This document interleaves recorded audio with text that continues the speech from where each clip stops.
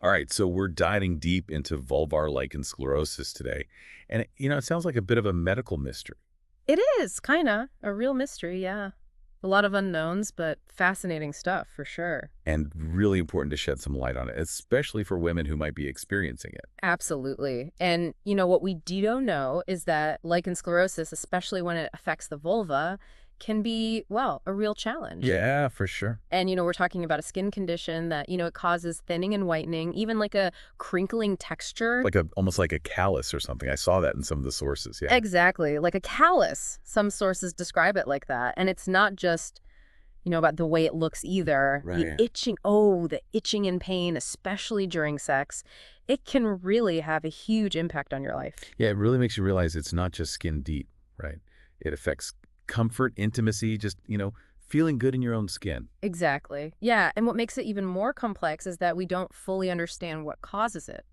Like a lot of chronic conditions, I guess, right? Yeah, exactly. Like we've got some clues, but we haven't quite cracked the case wide open. Hmm. One of the biggest clues we have, though, is genetics. Family history can play a role. So if you've got someone in your family who's had it, it's a good idea to be aware of the signs and symptoms, right? Absolutely. Yeah, but it's not, as simple as just inheriting a single LS gene or something like that. Right. There's likely like a complex interplay of multiple genes and, environmental factors at work. And, speaking of the immune system, Yeah. another theory points to autoimmunity. So it's almost like your body is mistakenly attacking its own healthy tissue in the vulvar area. So it's not an infection or something that you can catch, right? Right. Not contagious, no. Okay, good to clarify. Yeah. It's important to debunk that myth. And what's really interesting is the connection to other autoimmune conditions. Oh, interesting. So if you have LS, you might be at a higher risk for things like thyroid issues, anemia, or even alopecia areata. Wow, so that's really crucial information because it means, if you're diagnosed with LS, it could be a sign to be extra vigilant about your overall health. Exactly. And it highlights how interconnected our bodies are, right? Yeah. And the importance of a holistic approach to health now. Hormones also seem to be part of the puzzle. Mm-hmm. How so? Well, LS is more common in prepubertal girls and postmenopausal women, so times when hormone levels are in flux. Okay, but doesn't that make it even more complicated? Because if it were solely a hormone issue, wouldn't hormone replacement therapy be the solution? Yeah. And it's not quite that simple, is it? You're exactly right. You hit on a key point there. Okay. While hormones likely play a role, they're not the whole story. Gotcha. Hormone therapies haven't been proven effective in treating LS, so that adds another layer to this whole mystery, right? It really does, yeah. It's amazing how much we're still learning about this condition. All right. And speaking of unknowns, what about this link to skin injuries? Oh, Some sources suggested that, injured skin might be more susceptible to developing LS. Is that true? that's one theory. And it's particularly interesting, I think, because it suggests that there might be some underlying vulnerability in the skin itself. Think Right. about it. If a minor cut or abrasion could trigger LS in someone predisposed to it, that tells us there's something more going on beneath the surface. It really does. It makes you think about how complex our skin is and what a big role it plays in our overall health. Absolutely. And then there's even newer research that's exploring the role of urine. Urine. Interesting. Okay. The idea is that tiny droplets, especially in men, can irritate the skin and potentially contribute to LS. Mm. It's fascinating research, but still in its early stages, especially when it comes to understanding how this might apply to women. Yeah, that makes sense. It's like we're slowly piecing together a puzzle one bit at a time. So lots of puzzle pieces, maybe not all put together yet. Exactly, and it's like we're painting a picture. Yeah, Each new study, each new discovery adds a little more detail. I like that analogy. But even without having all the answers, we do have ways to diagnose and manage LS effectively. That's reassuring. Yeah. So let's talk about getting a diagnosis. What's the first step? Well, it starts with a visual exam by a healthcare professional. Oh. They'll be looking for the telltale signs of LS on the skin, the thinning, whitening, those texture changes we talked about earlier. Makes sense. And this is where it's really important to find a provider who specializes in vulvar health, because they'll have the experience and expertise to accurately diagnose LS. Yeah, I imagine it can be a bit tricky, right? Especially because you mentioned there are other conditions that have similar symptoms. You're right. You're absolutely right. There are a few conditions that can mimic LS, And sometimes it takes more than just a visual exam to be sure. Yep. For example, lichen planus, it can cause similar skin changes, and it can even co-occur with LS, making it even more complex. Wow, a double whammy. So what happens then? How do doctors actually differentiate between those conditions? Sometimes a biopsy might be needed to confirm the diagnosis. It's a simple procedure where a small sample of skin is taken and examined under a microscope, helps to rule out other possibilities, and provides a definitive answer. Okay, that makes sense. And remember, this is where having a specialist on your side is so valuable. They'll know what to look for, and they can guide you through the whole process. Makes you realize finding the right doctor is just as important as finding the right treatment, huh? Absolutely, it really is. And we can't forget about the impact of low estrogen, especially for women who are postmenopausal. Right. Hormonal changes can cause dryness and thinning of the vulvar skin, which can mimic some of those symptoms of LS. So it's like a process of elimination almost, considering all the angles and ruling out other possibilities. You got it. And your doctor will likely ask about your medical history, any other health conditions you have, any medications you're taking. It's all about gathering as much info as possible to make an accurate diagnosis. It's so really important to be open and honest with your doctor about any symptoms you're experiencing. Absolutely. And don't be afraid to ask questions. The more you understand about your body and the condition, the better equipped you'll be to manage it. Knowledge is power, especially when it comes to our health. Couldn't agree more. I know one of the biggest concerns people have when they hear about LS is the link to cancer. I understand. It's a scary thought, and I think it's important to address it head on. What do the sources say about that connection? It's a natural concern, and it's great you brought it up. It's crucial to separate fact from fiction when it comes to LS and cancer, right? Yeah. First, it's reassuring to know that LS outside the genital area is not linked to cancer. Okay. So if you have LS on your arm or your leg, for example, you don't need to worry about it increasing your cancer risk. That's good to know. That's a big relief for people with LS in those areas. Right. But what about vulvar LS?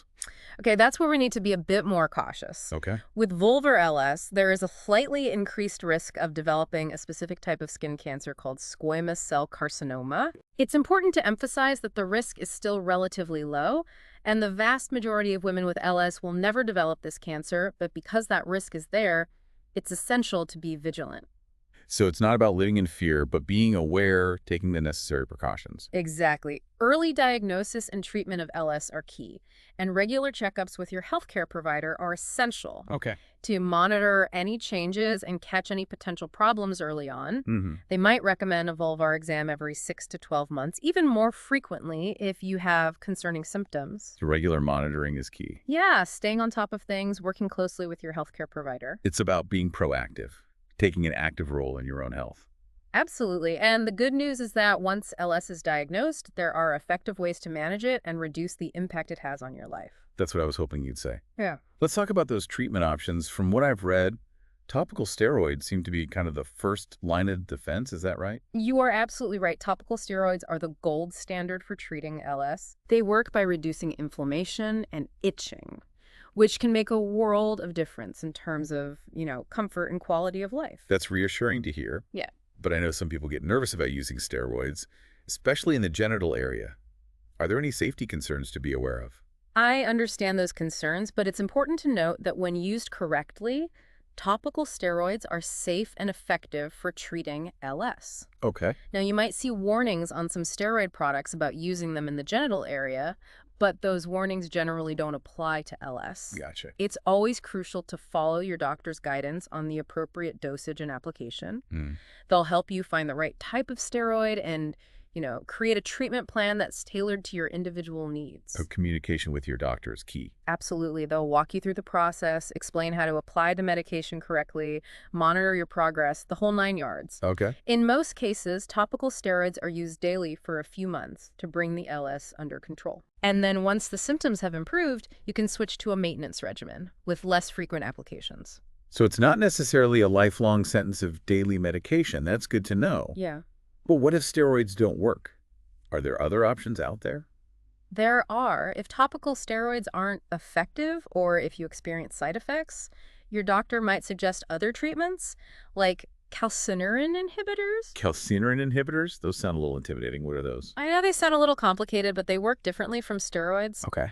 But they are also aimed at controlling inflammation. Hmm. They essentially block the activity of certain immune cells that contribute to that inflammatory process. Gotcha. They can be a good option for people who can't tolerate steroids or haven't found relief with them. So it's like having a backup plan, always reassuring, right? Exactly. And in some cases, your doctor might prescribe an oral medication called acitretin. Acitretin, is that another anti-inflammatory? It is, but it's important to note that acitretin has some potentially serious side effects, including the risk of birth defects. Oh, wow. So it's usually reserved for more severe cases that haven't responded to other treatments. Okay.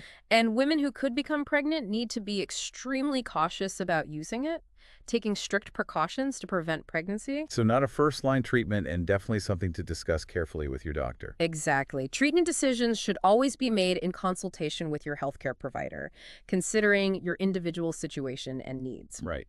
But remember, the good news is that we do have effective treatment options for LS, and with the right approach, you can find relief and manage the condition successfully. And that's, I think, a really important message of hope for anyone listening who might be feeling overwhelmed or scared. It's treatable and there's help available. Absolutely, yeah. Now, we talked earlier about the impact of LS on sexual intimacy, and I want to come back to that. Yeah, of course. Because I know it can be a really difficult and sensitive topic. For- What can be done to address pain during sex? It's a common concern for women with LS, and it's important to talk about it openly. Mm-hmm. The first and most important step is to treat the active disease. Okay. Once that inflammation is under control, the pain often improves significantly. That makes sense. So treating the underlying LS is crucial. But what if pain persists even after the LS is under control? Are there other things that can help? There are. Your doctor might recommend using an estrogen cream to help soften and moisturize the skin around the vaginal opening. Okay. It can help with dryness and make intercourse more comfortable. But we talked earlier about hormones not being effective for treating LS itself. So how does using an estrogen cream help in this case? That's a great question. It's not about treating the LS directly, Okay. but rather addressing the dryness and discomfort that can make intercourse painful, so it's symptom relief, rather than, tackling the underlying cause. Okay. That makes sense. It's like a targeted approach to improving comfort. Exactly. Are there other ways to manage pain during sex? There are, you might have heard of vaginal dilators, Mhm. those smooth cylinder-shaped devices. They come in different sizes, and they're used to gently and gradually stretch the vaginal opening. Sure. It's something you can do in the privacy of your own home, and it can be really helpful in reducing pain and discomfort. That's almost like physical therapy for the vagina. I like that analogy. Yeah. And self-massage can also be beneficial. Oh, interesting. There are specific techniques you can learn to help relax the pelvic floor muscles and improve blood flow to the area, which can help reduce pain and increase sensitivity. So it sounds like there are a lot of options to explore, and it's really about finding what works best for you. Exactly. The key is to work closely with your healthcare provider to develop a personalized plan that addresses your specific needs and concerns. They can guide you through the different options and help you find the right combination of treatments to improve your comfort and quality of life. This has been so helpful, and I think it's really empowering information. For someone who might be struggling with LS, it's not hopeless. There are things you can do to take control of your health and your body. And speaking of taking control, let's talk about lifestyle changes. Of course. Are there any things you can do on your own to manage LS and prevent flare-ups? Absolutely. Lifestyle plays a huge role in managing LS, and there are several things you can do to support your treatment and overall well-being. One of the most important is avoiding irritants. Okay, so what does that look like? Well, that means steering clear of harsh soaps, detergents, and feminine hygiene products that can aggravate the sensitive skin in that vulvar area. So gentle and unscented is the way to go. Exactly. And when it comes to clothing, opt for loose-fitting, breathable fabrics like cotton. Okay. Tight-fitting clothes, especially synthetic materials, can trap moisture and heat, which can make itching and irritation worse. Right. And good hygiene is essential, but it's all about finding the right balance. Overwashing can actually dry out the skin and make things worse. So it's about being mindful of what you're putting on your skin, how you're caring for it. Exactly, and don't underestimate the power of stress management. Oh, right, yeah. Stress can trigger flare-ups of LS, so finding healthy ways to cope with stress, like exercise, meditation, Spending time in nature can be incredibly beneficial. All those good things, yeah. And of course, regular self-exams are crucial. Okay. Get to know your body and what's normal for you so you can notice any changes and bring them to your doctor's attention. It's about being in tune with your body, being an active participant in your own health care. That's exactly it. The more you know about LS, the better equipped you'll be to manage it effectively and advocate for your own health. This has been so insightful. I feel like we've covered a lot of ground already, Mm. from understanding the potential causes and the importance of finding the right doctor to exploring treatment options and lifestyle changes. Mhm. But I want to hear from you. Given everything we've discussed so far, what are the key takeaways you want our listener to remember? Okay, so I think the most important takeaway is that LS, while challenging, is a manageable condition. Rough. With proper treatment and a proactive approach, you can live a full and fulfilling life, so don't be afraid to seek help. Ask questions, be your own advocate, and remember you're not alone. There are resources and support systems available to help you navigate this journey. That's a powerful message, and I think that's exactly what someone facing this diagnosis needs to hear. It's about empowerment and taking control rather than feeling helpless. It really is about reclaiming your health and well-being. Hmm. And another important takeaway is that there's still so much we're learning about LS. Right. Research is ongoing, new discoveries are being made constantly, offering hope for even more effective treatments in the future. That's encouraging. It's like this deep dive has opened up a whole new world of understanding, and it's exciting to think about what the future holds. It really is. It truly is. And that brings us to another key takeaway, the importance of staying informed. Absolutely. As new research emerges and treatment options evolve, it's essential to stay up to date so you can make informed decisions about your healthcare. Couldn't agree more. So it's an ongoing journey of learning and discovery. Exactly. And one that you don't have to embark on alone, right? Right. There are communities, support groups, online resources where you can connect with others who understand what you're going through, share experiences, and learn from each other. And of course, your healthcare provider, your partner on this journey, who can help you navigate the complexities of LS and make informed decisions about your care. Absolutely. It's all about teamwork, right? Teamwork makes the dream work. Well said. Now, I'm really curious to hear what stood out to you, the listener, from everything we've discussed so far. What surprised you? What resonated with you? What questions are still swirling in your mind? Take a moment to reflect on what you've learned, and let those thoughts guide your next steps on your journey of understanding and managing LS.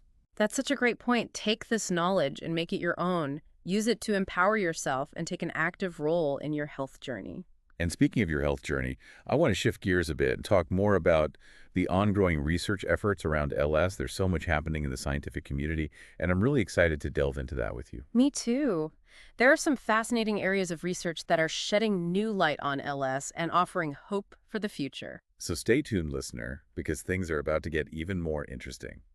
Welcome back to our deep dive into vulvar lichen sclerosus. I'm really excited about this next part because we're going to explore the cutting edge of LS research. So what are scientists focusing on right now, and what can we learn from these ongoing investigations? It really is an exciting time for LS research. We're moving beyond just managing symptoms and really trying to dig deeper into those underlying mechanisms of the condition. One of the most promising areas is in immunology, specifically the role of the immune system in LS. Right. We talked about autoimmunity as a potential cause. Exactly. The idea that your body might be attacking its own healthy tissue. So scientists are really working to understand how the immune system goes awry in LS. Okay. What triggers this immune response? Which cells are involved? And can we develop targeted therapies to modulate the immune system and prevent it from attacking that healthy tissue? So it's about getting to the root of the problem, not just treating the symptom. Precisely. And that's where immunotherapy comes in. Oh, interesting. It's a rapidly evolving field of medicine that's showing a lot of promise for a wide range of conditions, including autoimmune diseases. And researchers are exploring the potential of immunotherapy for LS, looking for ways to retrain the immune system, restore that balance. So it's like teaching the immune system to recognize friend from foe again. That's a great way to put it, yeah. And another area where researchers are making strides is in genetics. Oh. As we learn more about the human genome, we're starting to identify specific genes that might play a role in LS susceptibility. So it's not just about family history anymore. We're getting down to the molecular level. Exactly. By pinpointing the genes involved, we can develop genetic tests to identify individuals who are at increased risk of developing LS. And with early detection, we can intervene earlier. Right. potentially preventing or delaying the onset of the disease. Exactly. It could be a game changer. It's like having a crystal ball, Yeah. you know, being able to predict and prevent LS before it even starts. It's a powerful tool, and it has the potential to really revolutionize the way we approach LS. Hmm. And let's not forget about the research that's focusing on environmental factors. Right, because we know genetics isn't the whole story. Exactly. Our environment plays a huge role in our health, and LS is no exception. Hmm. So researchers are investigating potential triggers like exposure to certain chemicals, irritants, or even infections, Okay. things that might contribute to the development of LS. So it's this complex interplay of nature and nurture, right? Our genes might make us susceptible, but our environment can influence whether or not those genes are actually expressed. That's a great way to think about it. And by understanding the role of environmental factors, we can develop strategies to minimize exposure and potentially reduce the risk of developing LS. So it's all about empowering ourselves with knowledge, taking those proactive steps to protect our health. Absolutely. And it's like having a toolbox filled with strategies to manage LS. We've got treatments to address the symptoms, research to uncover those causes, and lifestyle changes to minimize those triggers. Right, yeah, it's a multi-pronged approach. Exactly. And that toolbox is constantly expanding as scientists make new discoveries and develop new therapies. So speaking of new therapies, what's on the horizon? What are researchers working on? There's a lot of exciting stuff happening. Research into novel treatment options is booming right now. I like the sound of that. Scientists are exploring new topical creams with different mechanisms of action, aiming to find more effective and targeted therapies with fewer side effects. So it's not just about finding new drugs, it's about finding smarter drugs. Yeah. Right, ones that work more precisely and effectively. Exactly. And there's also a growing interest in the potential of oral medications for LS. Mm-hmm. While topical treatments are effective for many people, some cases might require a more systemic approach, Okay. especially if the LS is widespread or doesn't respond well to topical therapies. So it's like having multiple arrows in our quiver, giving us more options to combat LS. Exactly. And those options are only going to increase as research continues to advance. And, one area I find particularly intriguing is the research exploring the connection between the gut microbiome and LS. The gut microbiome. Wait, what? How does that tie into a skin condition? I know it might seem surprising, but there's growing evidence that the bacteria living in our gut can actually influence our immune system Mm-hmm. and even our skin health. So some researchers believe that imbalances in the gut microbiome, what we call dysbiosis, might play a role in triggering or exacerbating LS. So could probiotics be a potential treatment option in the future? It's definitely a possibility. More research is needed to really understand the specific mechanisms involved and to identify which strains of bacteria might be beneficial. But it's an exciting avenue to explore, Yeah. And it really highlights the interconnectedness of our bodies. Right. It's a reminder that our health is this complex web. Everything's connected. What happens in one part of our body can have ripple effects throughout our entire system. Exactly. And as scientists unravel these connections, I'm confident we'll gain a much deeper understanding of LS and develop even more effective ways to diagnose, treat, and manage this condition. That's really encouraging to hear. So for someone listening who's been diagnosed with LS or is concerned they might have it, what would be your key takeaways from all this research that we've been talking about? Well, first and foremost, don't lose hope, okay? There's a lot happening in the world of LS research, and the future is bright. Scientists are making incredible strides, and I'm confident we'll see major breakthroughs in the years to come. It's like a beacon of hope shining through all the uncertainty. Absolutely. And in the meantime, stay informed. Okay. Follow the latest research, talk to your doctor about new developments, and be your own advocate. Right. Knowledge is power, and the more you know about LS, the better equipped you'll be to navigate this whole health journey. And remember, you're not alone on this journey. There are communities, support groups, online resources where you can connect with others who understand what you're going through. Share experiences, find support. Absolutely. Don't underestimate the power of community. Sharing your story, listening to others, knowing you're not alone can make a world of difference. Well said. Now, before we wrap up this segment on research, I want to pose a question to you, the listener. Given all the exciting developments we've discussed, what areas of research do you find most promising, and why? What sparks your curiosity? What gives you hope? Take a moment to ponder those questions and let your thoughts guide your own exploration of LS. That's a great invitation to really engage with the science and become an active participant in your health journey. And speaking of active participation, we've talked a lot about the medical aspects of LS, but I think it's equally important to address the emotional and psychological impact this condition can have. Absolutely. Living with a chronic condition like LS can be challenging, and it's crucial to acknowledge the emotional toll it can take. So for our final segment, let's shift gears and talk about coping strategies, support systems, and the importance of self-care. So stay tuned, listener, because this is a conversation you don't want to miss. Welcome back to the Deep Dive. We've been through the science, the treatments, even the research that's happening right now for vulvar lichen sclerosus.